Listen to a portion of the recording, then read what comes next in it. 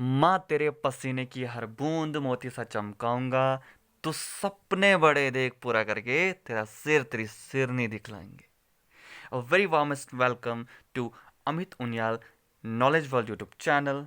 Dear subscriber, dear visitor, I'm going to start the social science of class ninth in this YouTube channel. And from from beginning, I'm starting from democratic politics of class ninth. And in this series, today we have a chapter 1. So, without wasting time, we are going to start this chapter. This is a very interesting chapter. I hope this video will helpful for class ninth and for other who are preparing for other exam where the basic knowledge is very useful. So, without wasting time, we are starting this. First of all, as the name indicating here, what is democracy? Then, after, why democracy? Just think कि democracy होता क्या होगा. ठीक है. First of all, while I'm reading this overview, then in this chapter we will study about what is democracy, its feature, okay, and also we will learn the actual definition of democracy. Okay, then first of all, what is democracy? As simple words, democracy is a form of government where rulers are elected by the people. Okay, rulers are elected by the people. And while I talk about democracy, then democracy is totally for the people, by the people, to the people. ठीक है. These are the what? By the people means elected by the people, to the people, and for the people. Okay, then what are these? We will study deeply in this chapter. तो चलिए start करते हैं. अब मैंने कहा कि democracy क्या है. डेमोक्रेसी क्या है कि democracy is a form of government where people where rulers are elected by the people. तो क्या क्या चीज़ें इसमें हैं, कैसे ये इलेक्शन होते होंगे, कौन ये रूलर होते होंगे, ये कौन से, ये किस फॉर्म की गवर्नमेंट की बात कर रहे हैं, वो हम यहाँ पे पढ़ेंगे. इसी के साथ एक कन्वर्सेशन दे रखा है डेमोक्रेसी को डिफाइन करने के लिए. क्लास का एक मैम है, टीचर हैं, और स्टूडेंट्स के बीच में एक कन्वर्सेशन दे रखा है, जिस कन्वर्सेशन के माध्यम से टीचर ने स्टूडेंट को समझाने की कोशिश की है कि डेमोक्रेसी क्या होती है. और इसी से हमारी डेफिनेशन निकल कर आती है डियर स्टूडेंट कि democracy is a form of government in which rulers are elected by the people. Rulers are elected by the people. अब सबसे पहले हम बात करते हैं कि rulers elected by the people है क्या है. लेकिन कुछ कुछ केसेस में अगर हम बात करें कि वो केसेस कौन कौन से हैं, तो सबसे पहले आपके पास दे रखा है कि जहां पे ये जो फॉर्म ऑफ गवर्नमेंट है ना, ये जो डेमोक्रेसी को क्या असली ढंग से डिफाइन नहीं करती है. मीन्स जो डेमोक्रेसी का डेफिनेशन का क्राइटेरिया है, इस क्राइटेरिया से बाहर है. अब वो किस क्राइटेरिया से बाहर है, वो कौन सा केस है. सबसे पहले एक आप ही की बुक में दे रखा है कि देखो, म्यांमार की एक स्टोरी है, म्यांमार की एक यहाँ पर स्टोरी दे रखी है कि म्यांमार में क्या होता था कि जो आर्मी के जो रूलर्स थे वो were not elected by the people. लेकिन डेमोक्रेसी तो कह रही है कि इलेक्टेड बाय द पीपल. लेकिन यहाँ पर क्या कह रहा है कि जो म्यांमार का केस आपको दे रखा कि were not elected by the people, क्योंकि वहां पर जो शासन था वो आर्मी के रूलर्स का था. तो those who happened to be in control of army became the ruler. Those who happened to be in control of the army became the ruler of the country. Means जो army चाहती थी, जो army के नियंत्रण में रहता था, वही रूलर कहलाता था. तो क्या कहेंगे हम इसको? इसको डेमोक्रेसी कहेंगे. अरे कहाँ से कह दें डेमोक्रेसी, इसमें तो लोगों के द्वारा ही इलेक्शन नहीं हो रहा है. पीपल इसमें इलेक्ट नहीं कर पा रही है. जो आर्मी के द्वारा होगा, आर्मी जो चाहेगी वो होगा, बिल्कुल नहीं. तो डेमोक्रेटिक हम नहीं कह सकते हैं कि म्यांमार उस वक्त डेमोक्रेटिक कंट्री था. Myanmar democratic country. ठीक है. अब नेक्स्ट देखिए, एक और आपको एग्जांपल आप ही की बुक में दे रखा है कि अब देखो कि people had no say in this decision. Dictators like Pinochet. अब चिली एक कंट्री है, चिली, वहाँ का एक डिक्टेटर था पिनोचे. क्या था? पिनोचे. यहाँ पे आपको दे रखा पिनोचे. तो पिनोचे की क्या दे रखा है, ये भी जनता के द्वारा इलेक्ट नहीं हुआ था. जो डिक्टेटर्स क्या होते हैं, जिसे बोलते हैं तानाशाह. तो जब नाम ही तानाशाह है तो उसका मतलब भाई डेमोक्रेसी में तानाशाही नहीं चलती है ना, डेमोक्रेसी में तानाशाही नहीं चलती। तो इसमें भी यहाँ पे क्या अप्लाई हो रहा है, यहाँ पे भी मोनार्ची अप्लाई हो रही है। मोनार्ची मीन्स राजतंत्र, डेमोक्रेसी नहीं, मोनार्ची मीन्स राजतंत्र। राजतंत्र यहाँ पे क्या हो रहा है, फॉलो हो रहा है, मीन्स ये भी डेमोक्रेसी, डेमोक्रेटिक कंट्री नहीं कहलाएगा। ठीक है, अब बात करते हैं, एक और यहाँ पे दे रखा है कि सऊदी अरेबिया क्या एग्जाम्पल दे रखा है, rule not because people have chosen them to do so, but वहाँ पर जो रूल करते थे वो कौन करते थे, जो रॉयल फैमिली से बॉर्न होते थे, मीन्स जो राजा का पुत्र भी क्या करेगा, सत्ता अपने हाथ में लेगा। तो डेमोक्रेसी में तो सत्ता क्या होती है, वो वंशानुगत नहीं होता, जनरेशन आफ्टर जनरेशन नहीं होता, जिसे पीपल चूज करेंगे वही क्या करता है, वही शासन करता है ना, रूलर वही कहलाता। तो हम कह सकते हैं Saudi Arabia can't fulfil the definition of actual democracy. ठीक है, नाउ अब देखो, तो फिर हमने डेमोक्रेसी, इस डेमोक्रेसी की डेफिनेशन अभी पढ़ी। अब इसके बाद हमने इसको और अच्छे मैनर से जब हम पढ़ेंगे इसके इलेक्शन कैसे होते होंगे, ठीक है, अब उसके बाद साथ ही हम जब चैप्टर 3 में पहुंचेंगे तो every government in competitive world wants to be called democracy even if it is not so, जब ये ऐसा नहीं करेगी। ठीक है, तो अब हम पढ़ते हैं कि डेमोक्रेसी में कैसे हम किसी को डेमोक्रेटिक कहेंगे।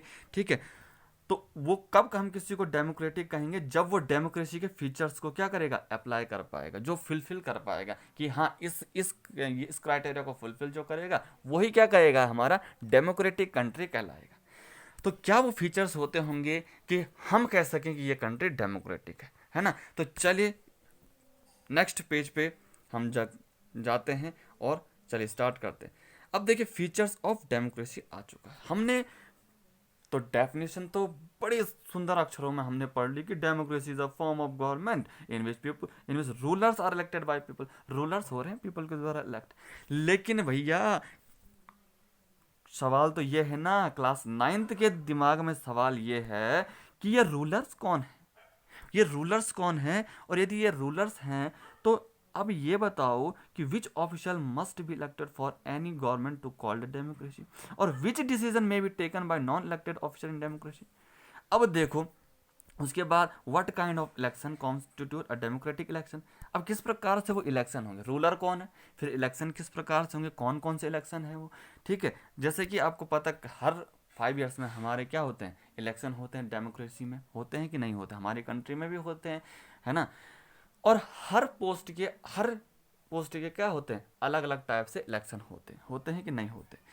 अब तो वही यहाँ पे सवाल बन रहा है कि कैसे जो है इलेक्शन होते होंगे, और उसके बाद अब वो कौन से लोग जो इलेक्शन में पार्टिसिपेट करते होंगे वो कौन लोग होते हैं, क्या क्या 1 साल का बच्चा इलेक्शन में पार्टिसिपेट करता है कि चॉकलेट पकड़ा दी बेटा मेरे को वोट दे देना, ले बेटा इस पे आप क्या कर देना, मेरे को वोट दे देना, तो ऐसा क्या चूज होता है। अब इसके बाद जब कौन वो लोग होते होंगे, जब वो पीपुल अपने जो रूलर को इलेक्ट कर देते होंगे, तो उसके बाद जो गवर्नमेंट बनेगी वो कैसी बनेगी, व्हाट फॉर्म ऑफ गवर्नमेंट। ठीक है, अब क्या बात कर रहे हैं, जैसे कि आपको पता है अब जब प्रधान का चुनाव होता है, प्रधान का चुनाव उसमें तो ये नहीं हो सकता ना कि विधायक पार्टिसिपेट कर रहा है, या फिर हम कर रहे हैं इसको केंद्र लेवल पर हम लोग चुनाव करा रहे हैं, है ना। अब हम जो विधायक का चुनाव हो रहा है तो उसको वो किस लेवल पे हो रहा है, या हम कहें कि लोकसभा जो सांसद का चुनाव हो रहा है वो किस ढंग से हो रहा है ना, सबका क्राइटेरिया अलग अलग है। वहाँ पर किस प्रकार के लोग वहाँ पे उनको इलेक्ट करते हैं, या सबकी जो चुनाव प्रक्रिया है वो अलग अलग है कि नहीं है। अब देखो किस लेवल पर होता है, इसको हम थोड़ा फीचर पढ़ लेते हैं डेमोक्रेसी का। तो चलिए without disturbing we are start now.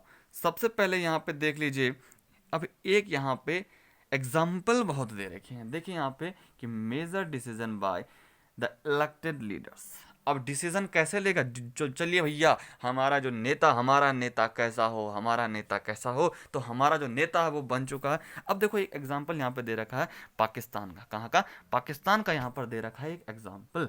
तो पाकिस्तान का एग्जाम्पल क्या दे रखा है, वहाँ के जो मिलिट्री जो जनरल थे, कौन थे, जनरल परवेज मुशर्रफ, ये क्या थे, लेड अ मिलिट्री कूप इन 19 अक्टूबर 1999। अब उसके बाद उन्होंने क्या किया था कि he overthrew a democratically elected government and declare himself the chief executive of the country. अब इन्होंने क्या किया कि खुद को क्या कर दिया कि गवर्नमेंट बनाई, ठीक है, गवर्नमेंट उन्होंने बनाई और खुद को क्या घोषित कर लिया, चीफ एग्जीक्यूटिव, कंट्री का जो हेड है वो खुद को घोषित कर लिया गया कंट्री का सीधे। जो पहले तो मिलिट्री के जनरल थे, इन्होंने कहा जो मिलिट्री के जो जनरल हैं वही क्या कर देते हैं वही क्या होंगे, वो कंट्री के भी हेड होंगे, वही होंगे कंट्री के हेड लेटर। उसके बाद उन्होंने क्या कर दिया, खुद को एक डेजिग्नेशन भी चेंज कर दिया। मिलिट्री के जनरल थे और मिलिट्री के जनरल ने से उन्होंने खुद को क्या घोषित कर लिया, प्रेसिडेंट, क्या घोषित कर लिया। अब वो प्रेसिडेंट बन चुके हैं, वहाँ के अध्यक्ष बन चुके हैं राष्ट्र के, पाकिस्तान के, ठीक है। तो इनको लोगों ने नहीं चूज किया। अब उसी के बाद देखो सारा काम वो देखो जैसे कि बिल्कुल अपने तरीके से कर रहे हैं। उसके बाद उन्होंने 2002 में क्या है, 2002 में एक रेफरेंडम कंडक्ट करवाया। रेफरेंडम क्या होता है, जनमत संग्रह, क्या होता है, जनमत कंडक्ट। जनमत मीन्स लोगों की राय, है ना। अब और उन्होंने उसको बोला कि ठीक है हम क्या करते हैं, एक रेफरेंडम कंडक्ट करवाते हैं और एक रूलर रख लेते हैं, ठीक है, ताकि जनता को शक ना हो कि बस खुद को तो पहले प्रेसिडेंट बना लिया, ऐसे किस किस किस किस किस किस से पूछ के बना लिया, है ना। अब जब जनता को क्या हो, शक ना हो, तो उन्होंने क्या किया कि एक रेफरेंडम कंडक्ट कराया और रूलर को रख लिया, ठीक है, और उसको बोला एक्सटेंशन फॉर कब तक के लिए ग्रांट कर लिया उसको, 5 ईयर्स की। जैसे चुनाव में होता है भाई 5 साल तक एक सत्ता रहती है, अब 5 ईयर्स तक रहती है। तो अब देखो उसके बाद क्या होता है, अब रेफरेंडम जो था, रेफरेंडम तो कंडक्ट करवा ही लिया, लेकिन हुआ क्या हुआ, अब देखो मैं बताता हूँ हुआ क्या हुआ। ये था उन्होंने इसी के साथ ही एक फ्रॉड सा था, ये क्या था, फ्रॉड था, फ्रॉड था ये पूरा। अब कैसा फ्रॉड था, अब आप धीरे धीरे से आगे देखेंगे कि कैसा ये फ्रॉड था। इसी के साथ ही उससे पहले समझ लो कि इन अगस्त 2002 उन्होंने एक लीगल फ्रेमवर्क ऑर्डर जारी किया।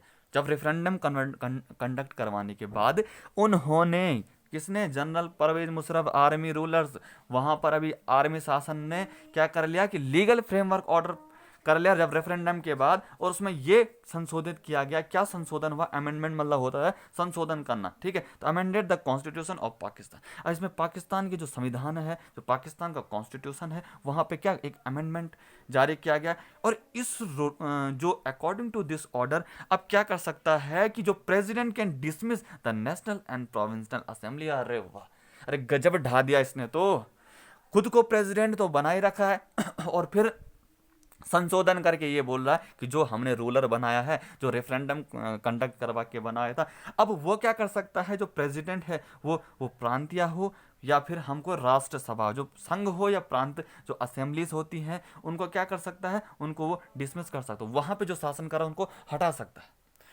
तो मीन्स क्या होगा, वो कौन होते हैं भाई, इसका मतलब क्या हुआ। और फिर आगे देखो, the work of the civilian cabinet was surprised by the national security council which is dominated by military officers. Military officer के तो हेड तो जनरल परवेज मुशर्रफ है और खुद को प्रेसिडेंट भी घोषित करवा रखा। तो रूलर क्या कर रहा है, साफ साफ बोल रहे हैं कि जो ये कार्य करेंगे ना जो सिविलियन कैबिनेट है, जो उन्होंने जो रूलर है वहां पे, ठीक है, जो सरकार उन्होंने बनाई है, वो क्या करेंगी, वो नेशनल सिक्योरिटी काउंसिल के अंडर में रहेंगी। और साथ ही इनको कौन चलाएगा, मिलिट्री ऑफिसर, मिलिट्री ऑफिसर। तो मीन सारा जब सब काम मिलिट्री ऑफिसर में करना है, तो ये साफ साफ जाहिर होता है कि जो रूलर है वो तो सिर्फ नाम मात्र है, वो सिर्फ नाम मात्र है, जनता को बेवकूफ बनाने के लिए है। तो after passing this law, election were held to the national and provincial assembly. So Pakistan has had election, elected representative have some powers, but the final power rested with the military officer and General Musharraf himself। तो देखो अब वहाँ चुनाव भी हो रहे हैं, देखो भाई इलेक्शन हो रहा है, लोग चूज कर रहे हैं, लेकिन जो उनका रूलर है ना, उसको हक नहीं है कुछ, उसके पास पावर नहीं है, बल्कि रूलर के पास पावर होती है, वो खुद का डिसीजन स्वयं ले सकता है, ठीक है, अपने राष्ट्र के लिए। लेकिन यहाँ पर नहीं था, यहाँ पर या तो जनरल मुशर्रफ के हाथ में था या फिर मिलिट्री ऑफिसर के हाथ में था, मिलिट्री कूप पे था। तो मीन्स अब यहाँ से हम कह सकते हैं कि बहुत सारे रीजंस हैं कि पाकिस्तान जो जनरल मुशर्रफ के अंडर था, उसको हम डेमोक्रेसी नहीं कहेंगे। अरे डेमोक्रेसी इसलिए नहीं कहेंगे, क्यों नहीं कहेंगे, क्योंकि डेमोक्रेसी में क्या होता है, आपने देखा वहाँ पे कि रेफरेंडम कंडक्ट करवाया, फिर चुनाव भी हुए, फिर चुनाव हो रहे हैं, लेकिन रूलर्स के पास क्या है, खुद की पावर नहीं। अब जब जो रूलर हमने बना रखा है अपनी पसंद का, जिसे हमने एक एलिजिबल माना है कि चलो ये हमारा राष्ट्र चलाएगा, तो हमारा देश चलाएगा, सत्ता चलाएगा, जो उसके पास जो खुद के डिसीजन नहीं होंगे, ठीक है, तो फिर उसका क्या फ़ायदा। इसका मतलब हमने वो चूज़ नहीं किया, हमने वो चूज़ नहीं किया, हमने चूज़ किया है, लेकिन वो तो फिर है ही नहीं ना। एक्चुअल पावर तो वो है जिनको हमने चूज़ ही नहीं किया। तो इससे क्या होता है, यहाँ यहाँ से फर्स्ट फीचर आता है कि in a democracy the final decision making power must rest with those elected by the people. तो पहला फीचर क्या, आपसे क्वेश्चन पूछा जाएगा राइट द फीचर्स ऑफ ये, तो आपने लिखना है ये सारे फीचर्स होते हैं।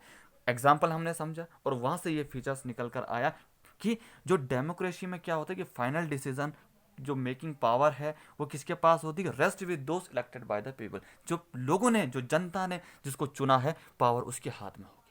जबकि पाकिस्तान में ऐसा नहीं हो रहा था, इसका मतलब Pakistan was not a democratic country. जबकि डेमोक्रेसी को जो क्राइटेरिया फुलफिल करेगा वो ये उसका फीचर है, तब कहलाएगा कि डेमोक्रेसी। तो पहला फीचर हमने पढ़ लिया। अब सेकंड फीचर को भी हम ऐसे ही एग्जाम्पल से पढ़ेंगे। सेकंड फीचर क्या हो सकता है, तो देखिए चलिए यहाँ पे पढ़ते हैं। अब देखिए सेकंड फीचर क्या है, free and fair electoral competition. क्या, free and fair electoral competition. चुनाव में धांधली नहीं चाहिए, ठीक है, स्वतंत्र रूप से और बिल्कुल क्लियर फैसला होना चाहिए, ये नहीं कि कुछ भी धांधली नहीं होनी चाहिए। इसीलिए तो इलेक्शन कमीशन होता है किसी देश का, है ना। तो यहाँ पर क्या फ्री है, क्या फेयर इलेक्टोरल है, ठीक है, तो इसको हम किसके केस में पढ़ते हैं, चाइना के केस में पढ़ते हैं। तो चाइना के केस में पढ़ते हैं। आई होप आपको समझ आ रहा होगा, ठीक है। आपको मैं लेक्चर बिल्कुल हिंदी में समझा रहा हूँ, अपनी मातृभाषा में समझा रहा हूँ। आई होप आपको समझ आ रहा होगा, आप समझ रहे होंगे, इंटरेस्ट ले रहे हो। डेमोक्रेटिक पॉलिटिकल साइंस सबसे इंटरेस्टिंग सब्जेक्ट है, ठीक है, जो हमारी डेली, जो हमारी लाइफ से ही जुड़ा है। हम लोग सब कुछ देख रहे हैं। और एक, अगर आपने ये जो पॉलिटी पढ़ ली, तो आप एक देश चला सकते हैं। आप एक एक वेल नागरिक, जो वेल सिटीजन्स के गुण आप में आ सकते हैं। तो इसको ध्यान से पढ़िए और इंटरेस्ट लाइए अपने अंदर। इंटरेस्ट सबसे ज़रूरी है, ठीक है। अब देखो चाइना का केस आ रहा है। चाइना में भी यही हो रहा था। क्या हो रहा था कि election are regularly held after every 5 years. भाई 5-5 साल में चुनाव होते हैं, ठीक है। अब for for electing the country parliament, parliament के लिए जो संसद है वहाँ की, उसके लिए 5-5 सालों में चुनाव हो रहे हैं। भाई संसद क्या है, जो कानून बनाती है ना, जो जो पूरा हमारे मौलिक अधिकार है, जो कुछ भी है, सब कुछ संसद तो है।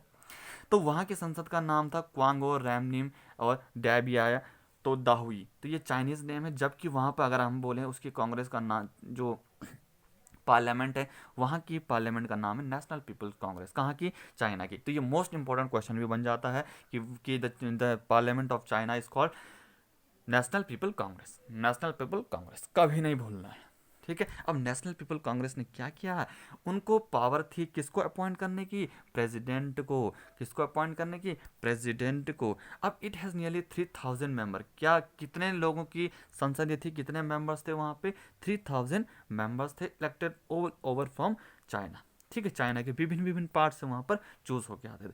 लेकिन क्या होता था, और कुछ यहाँ पे भी आगे कि some members are elected by the army. कुछ लोग, कुछ जो मेंबर्स हैं, कहाँ के सदस्य हैं भाई, चाइना के पार्लियामेंट के।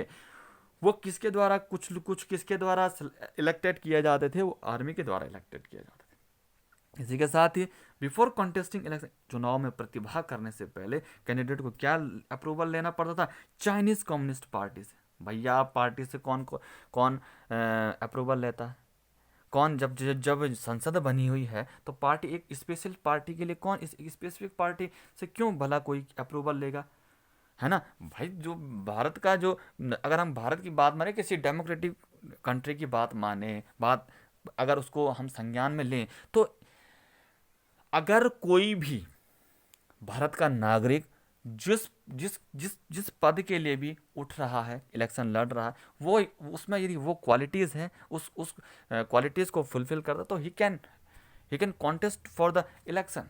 लेकिन यहाँ पर तो बोल रहा है कि चाइनीज कम्युनिस्ट पार्टी के लिए के से अप्रूवल होना चाहिए। Only those who are member of Chinese Communist Party और 8 smaller party allied to it were allowed to the contest election held in 2002-3। 2002 और 3 में जो वहाँ पर चुनाव हुए थे, केवल कम्युनिस्ट पार्टी के द्वारा जिन जिन जिन जिस जब कम्युनिस्ट पार्टी ने चाहा, ठीक है, तो government is always formed by the communist party, mean सरकार जो बन रही है कम्युनिस्ट पार्टी के द्वारा बने। तो संसद का क्या रोल है, पार्लियामेंट का क्या रोल है, जबकि ये जो इंडिपेंडेंस जो चाइना जो है 1930, अब उसके बाद आपने देखा, सबसे पहले तो हमने चाइना का वो एग्जाम्पल पढ़ लिया, चाइना का एग्जाम्पल हमने पढ़ लिया, तो इससे हमने हमारा क्या निकला कि भाई जब वहाँ अप्रूवल की ज़रूरत पड़ रही है तो इसका मतलब एक ही पार्टी तो नहीं लड़ सकती ना चुनाव, भाई सब पार्टी को रूल है, सब पार्टी को हक है, राइट है कि वो चुनाव लड़े।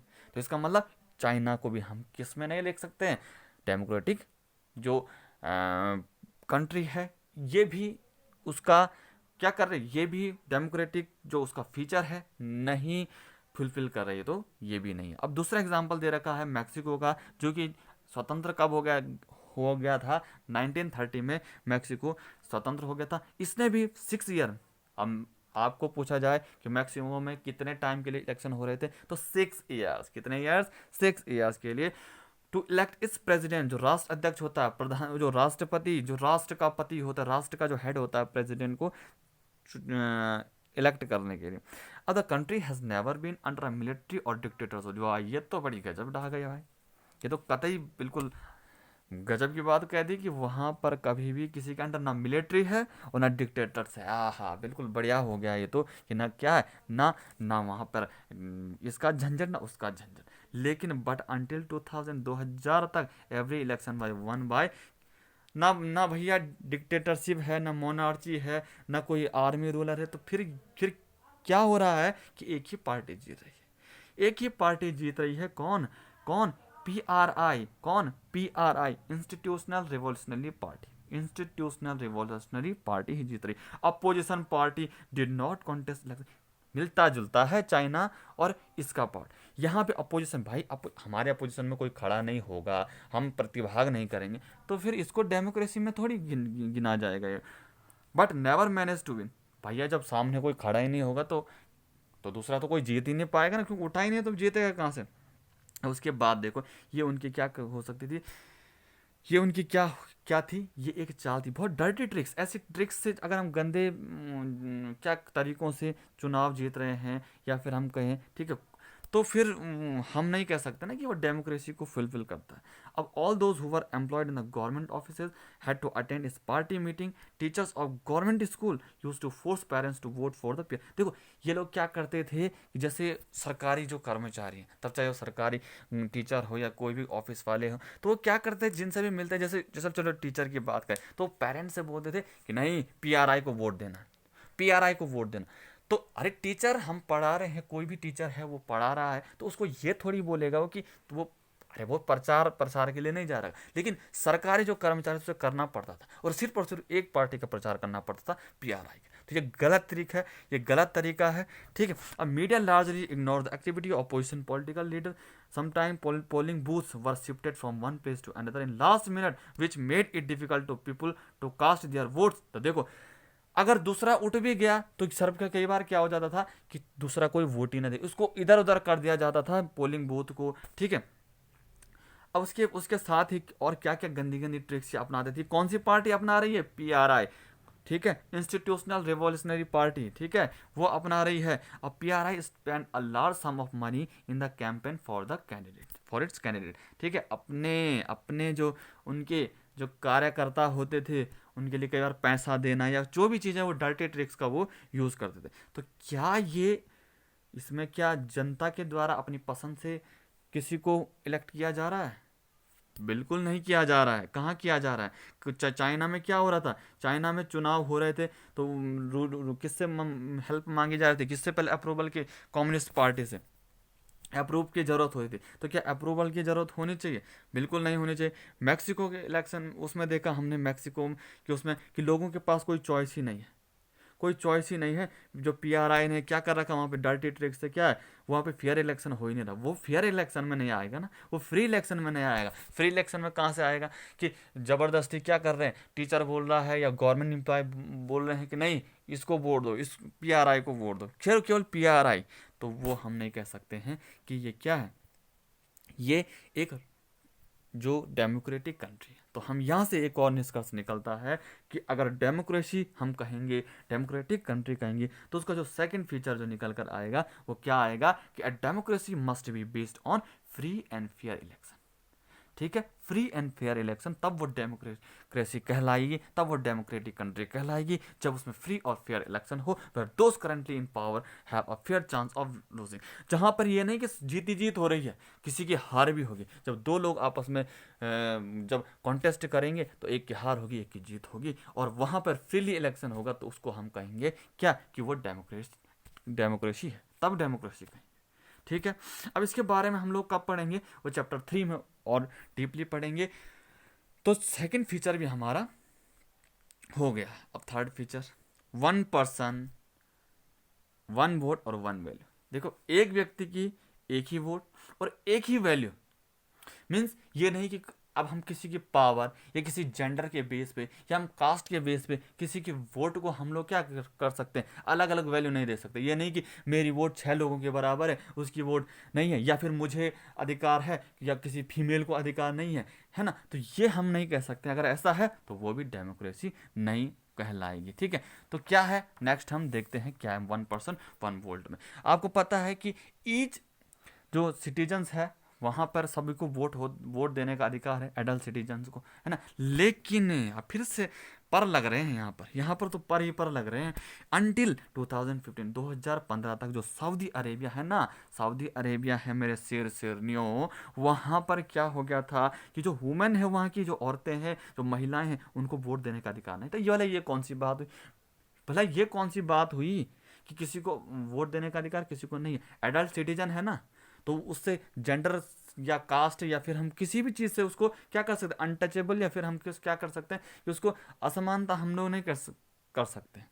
अब उसके बाद एक और एग्जांपल आपको दे रखा एस्टोनिया का। क्या दे रखा, एस्टोनिया का क्या है कि एस्टोनिया को क्या कर रखा है कि has made citizenship rule that people belonging to Russian minority find it difficult to get the right to vote. अब देखो, अब ठीक है, हमारे यहाँ पर आपको पता है भारत में कई प्रकार के धर्म, कई प्रकार अलग अलग डाइवर्सिटी इन यूनिटी जिसे बोलते हैं, विभिन्न विभिन्न जो सांप्रदायिक जो लिव लिव करते हैं, है ना। लेकिन ऐसा नहीं हो सकता है कि नहीं इसको वोट देने का अधिकार नहीं है या उसको वोट देने का अधिकार नहीं है। जैसे कि कहाँ था, एस्टोनिया में था। एस्टोनिया में क्या था कि जो रशियन माइनॉरिटी से थे, जो रशियन जो अल्पसंख्यक लोग थे, उनको वोट देने का अधिकार नहीं था। अरे ऐसा नहीं होता है डेमोक्रेसी में। और इसके बाद फिजी देखिए, फिजी भी एक कंट्री है। वहाँ पर जो इलेक्टोरल सिस्टम था वो क्या था, वो इंडिजीनियस, ठीक है, जो इंडिजीनियस थे वहाँ पर, क्या थे वहाँ पे कि जो इंडिजीनियस फिजी है has more value than the Indian Fijian. Indigenous में जो स्वदेशी होते हैं। अब वहाँ पे फिजी में कुछ इंडियन फिजी भी रहते जो मीन्स जो भारत से माइग्रेट कर रखे हैं फिजी में। तो जो इंडिजीनियस थे, जो क्या थे, जो स्वदेशी थे, जो वहीं जिनका जन्म हुआ, जो जिनके पेरेंट्स सब लोग वहीं थे, ठीक है, वो तो उन्हें तो वोट देने का अधिकार था। लेकिन क्या था, उनकी वैल्यू ज़्यादा गिनी जाती थी। लेकिन जो इंडियन से वहाँ माइग्रेट हो रखे थे उनकी वैल्यू कम। तो भैया वैल्यू तो बराबर होनी चाहिए, 1 पर्सन होना चाहिए, 1 वोट होना चाहिए, 1 वैल्यू, तभी वो डेमोक्रेटिक कंट्री कहलाएगी। वो तभी डेमोक्रेटिक की जो पॉलिसी, जो डेमोक्रेसी इन पर बेस होती थी, तो इस प्रिंसिपल पे वो क्या ये कंट्रीज जो हैं फुलफिल नहीं कर पा रही थी। तो हम एक और फीचर, हमारा थर्ड फीचर निकल कर आता है डेमोक्रेसी का कि ना democracy each adult citizen must have 1 vote. सबको एक वोट है। ये नहीं कि नहीं मैं तो 4 बार बटन दबा के आऊँगा, मैं तो 6 बार बटन दबा के आऊँगा, मैं तो 10 वोट काउंट कर लूँगा, नहीं, ऐसा नहीं है। और each have 1 vote and each one vote must have 1 value. सबकी 1 वैल्यू है, सबको हक है, और सबकी एक वोट है। ठीक है, इसके बारे में भी हम चैप्टर 3 में और अच्छे से पढ़ेंगे। ठीक है, आई होप आपको समझ आ रहा होगा। और पिक्चर को आप ध्यान से देखिए, पिक्चर को ध्यान से देखना, और आपको समझ तो आ रहा होगा। और तो इसके बाद हमारा जो एक एक चैप्टर, हम सब जो 4 के सब्जेक्ट हैं, अभी हम हिस्ट्री पढ़ेंगे, फिर पॉलिटी तो ये है, फिर इकोनॉमिक्स है, ज्योग्राफी, एक एक चैप्टर पहले हम दिखाएंगे। ठीक है, आई होप आपको पसंद आएगा और आप सब्सक्राइब उस चैनल को अवश्य करेंगे। ठीक है, उसी के साथ ही अब देखिए rule of law and respect for rights. अब देखिए एक और यहाँ पर क्या है डेमोक्रेसी का एक और एग्जाम्पल है कि rule of law and respect for rights. ठीक है, किसके लिए इज्जत होनी चाहिए? राइट्स के लिए। तो जिम्बाब्वे का यहाँ पे केस दे रखा है। देखो जिम्बाब्वे को जो इंडिपेंडेंस थी वो कब मिल गई थी? 1983। तब जो वहाँ की कंट्री है वहाँ कौन रूल कर रहा था? एक पार्टी है जानू पीएफ। ठीक है, उन्होंने भले फ्रीडम के लिए बहुत ज़्यादा स्ट्रगल किया। अब इसका एक लीडर था रॉबर्ट मुगाबे। अब कई बार क्वेश्चन आ जाता है हु वाज रॉबर्ट मुगाबे? तो जानू पीएफ का कौन था? ये एक लीडर था। अब उसने ruled the country since independence. जब तक तोड़ेंगे नहीं तब तक छोड़ेंगे नहीं। कि जब तक उन्हें इंडिपेंडेंस नहीं मिली थी तब तक कौन रूल कर रहा था? वो कौन रूल कर रहा था? रॉबर्ट मुगाबे ही रूल कर रहा था। तो election were held regularly and always one by जानू पीएफ। भैया इलेक्शन तो बराबर हुए और जानू पीएफ पार्टी ही जीती। जीत हमेशा किसकी हुई? जानू पीएफ पार्टी की हुई। अब उसके बाद क्या होता था? He used unfair. ठीक है, अब देखो साल बीते गए। Government change the constitution several time to increase power of the president and make less accountable. Opposition party worker were harassed and their meeting disrupted. देखो वो खुद ही बिल्कुल public protest and demonstration against the government were declared illegal. There was law that limited the right to crisis the president. Television and radio were controlled by the government and gave only ruling parties version. देखो क्या होगा यहाँ पर यहाँ पर भी बड़ी गंदी राजनीति चली कि वहाँ पर भी अनफेयर ढंग से काम हुआ था।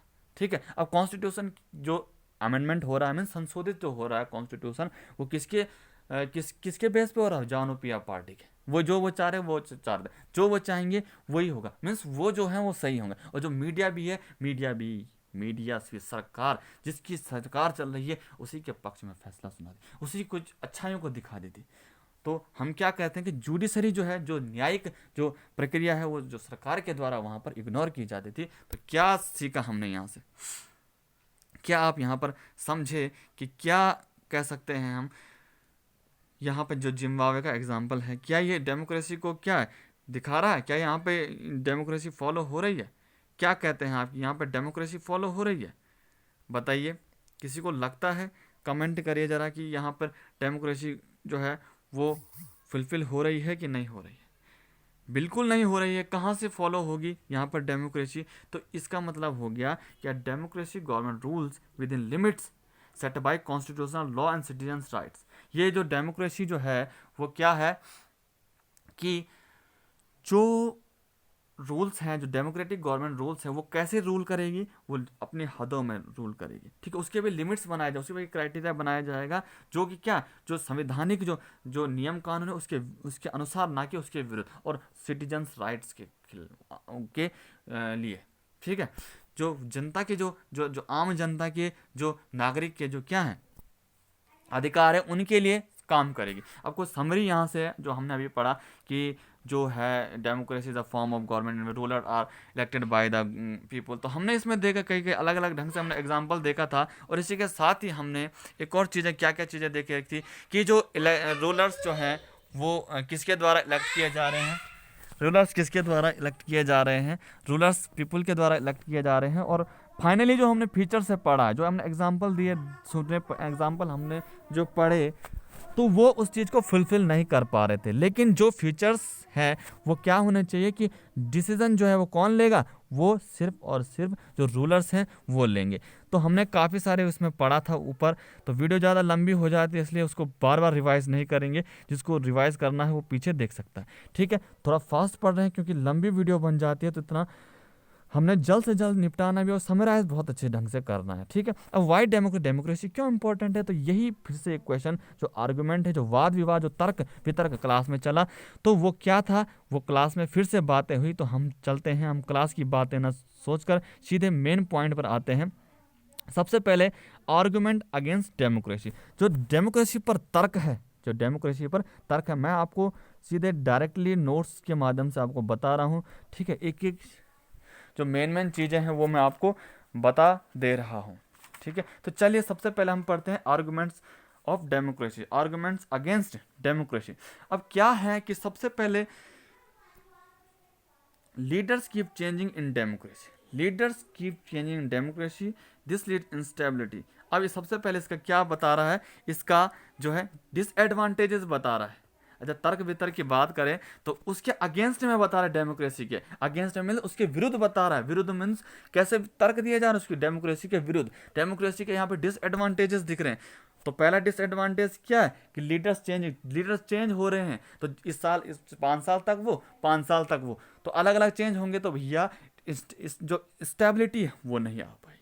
दूसरा क्या है कि डेमोक्रेसी में दूसरा क्या होता है कि is all about political competition and power play, there is no scope for morality. इसमें नैतिकता नहीं है, कि इसमें नैतिकता नहीं है।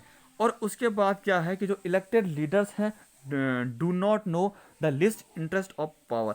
अब वो क्या जानते हैं, वो best interest of the power उन पीपल, जो लोगों की रुचि है उसका पता नहीं रहता है, और वो कुछ भी डिसीजन ले लेते हैं, जिससे क्या होता है, क्या हो जाता है, उन्हें एक जो जनता की जो इंटरेस्ट है, जनता की जो रुचि है, जनता की जो इच्छाएं हैं, उससे उसको नहीं समझ पाकर वो एक रॉन्ग डिसीजन दे देते हैं। और अगर बहुत सारे लोग इलेक्ट जो अगर देखो, आपको पता है डेमोक्रेसी में अलग अलग क्या है, सबको एक जो रूल है सब अलग अलग ढंग से रूल कर रहे हैं, है ना। तो अगर आप कितने लोगों के पास जाओ, क्योंकि हर पावर बनी हुई है ना, पोस्ट बनी हुई है, तो आप कितने लोगों के पास भटक जाओगे, तो ये इससे क्या होगा, जो आपका वर्क है वो क्या डिले हो जाएगा, है ना। जो भी फैसला है वो डिले, ठीक है, तारीख पे तारीख, तारीख पे तारीख, तारीख पे तारीख वाली बात हो जाएगी। इसी के साथ ही democracy leads to corruption for it is based on electoral.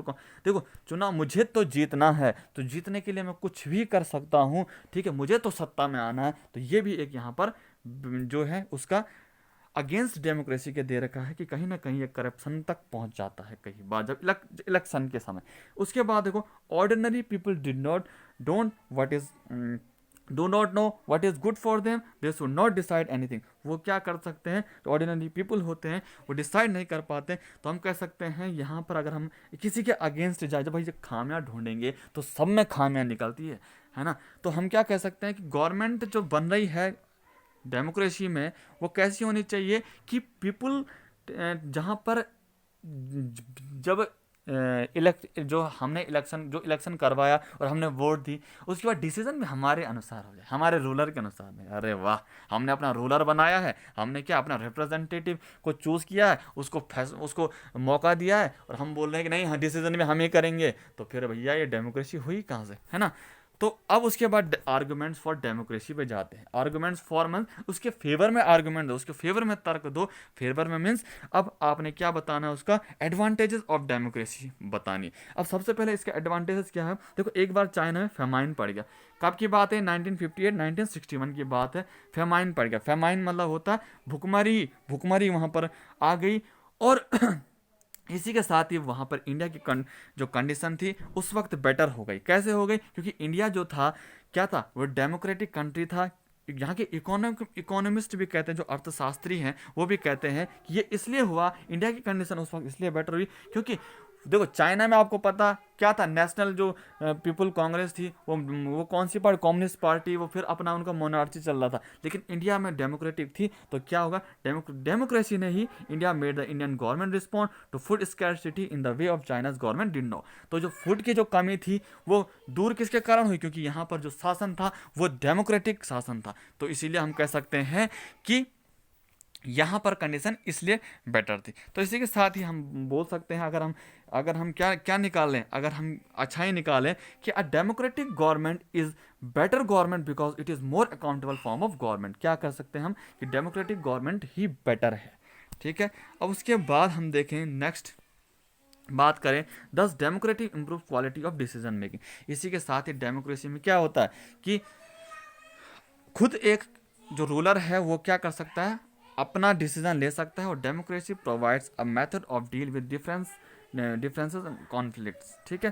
Democracy क्या प्रोवाइड कराते थे, अलग अलग हर सिचुएशन को डील करने की क्या कर सकती है, एक पावर दे सकती है। इसी के साथ ही democracy enhances the dignity of citizen. क्या करती है? Democracy enhances the dignity of citizens. ठीक है, तो ये भी है।